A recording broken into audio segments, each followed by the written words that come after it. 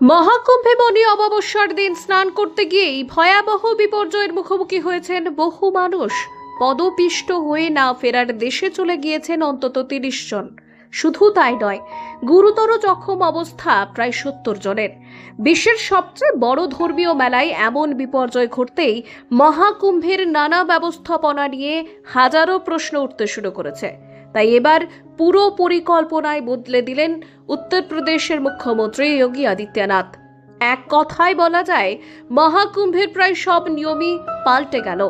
মুখ্যমন্ত্রী ইতিমধ্যেই আরও ভালো ট্রাফিক ম্যানেজমেন্ট ও সহযোগিতার নির্দেশ দিয়েছেন পুলিশের শীর্ষ আধিকারিকদের। বুধবারের ঘটনা থেকে শিক্ষা নিয়ে ভিডিও কনফারেন্সে পুলিশের শীর্ষ আধিকারিকদের সাথে কথা বলেন মুখ্যমন্ত্রী যোগী আদিত্যনাথ। জানা গিয়েছে, যোগীর তরফে নয়া নির্দেশ এসেছে। এদিকে শুধু যে প্রয়াগরাজ এমনটাই নয়, কৌশাম্বী, বারাণসী, ভদোহি, অযোধ্যা, বস্তি, জৌনপুর, চিত্রকূট, রায়বরেলি, মির্জাপুর, গোরখপুরের আধিকারিকদেরও বারবার করে সতর্ক থাকার পরামর্শ দিয়েছেন উত্তরপ্রদেশের মুখ্যমন্ত্রী। নতুন কি পরিকল্পনা করা হলো, সেগুলো নিয়ে আজকের এই প্রতিবেদন আলোচনা করা যাক। আগত পুণ্যার্থীরা আজকে এগিয়ে যাওয়ার ক্ষেত্রে কোনো রকম বাধার মুখোমুখি না হন, তার ব্যবস্থা করতে হবে।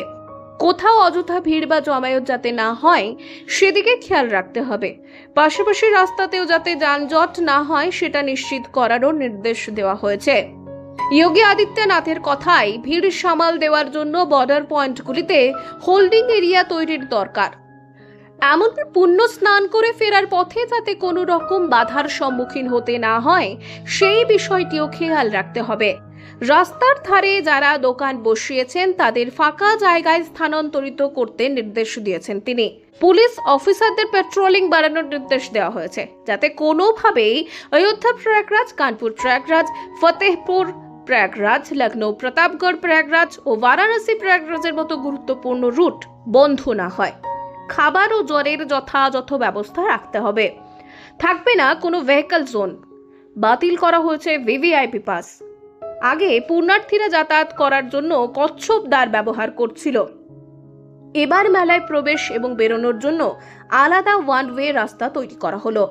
শহরে যানজট নিয়ন্ত্রণ করার জন্য ইতিমধ্যেই প্রয়াগরাজে নিষিদ্ধ করে দেওয়া হয়েছে অন্য জেলার গাড়ি। রাজ্যের বিভিন্ন প্রান্ত থেকে কুম্ভ মেলা প্রাঙ্গণে অতিরিক্ত পুলিশ মোতায়েন করার পাশাপাশি প্রয়াগরাজে পুণ্যার্থীদের যাতায়াতের জন্য অতিরিক্ত বাসের ব্যবস্থাও করা হয়েছে।